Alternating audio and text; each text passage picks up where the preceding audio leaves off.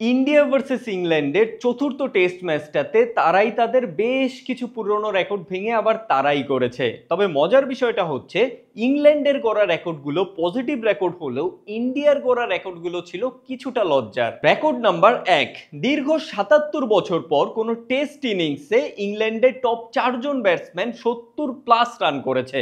Top 4 জন ব্যাটসম্যানই ৭০+ run করা বাংলাদেশের বেলায় আমরা তো কল্পনাও করতে পারি না।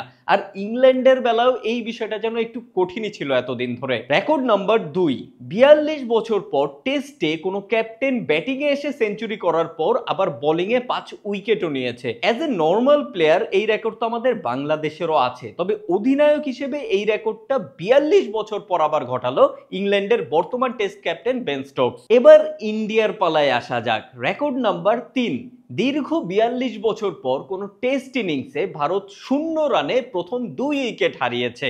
বাংলাদেশের বেলায় এমন ঘটনা অহরহই ঘটে, তবে ভারতের বেলায় এসব খুবই রেয়ার কেস ভাই। রেকর্ড নাম্বার 4, 11 বছর পর কোনো টেস্ট ইনিংসে ইন্ডিয়া 600+ রান কনসিডার করেছে। And the last one is টেস্টে এক ইনিংসে ইন্ডিয়ার 4 জন বোলার 100+ রান কনসিডার করেছে। আর শেষবার এমন ঘটনা ঘটেছিল 10 বছর আগে। তবে এত কিছুর পরও ইন্ডিয়া বেশ ভালোভাবে ফাইট ব্যাক করে ম্যাচটা যে ড্র করেছে, এর জন্য অবশ্যই ইন্ডিয়া প্রশংসার দাবি রাখে।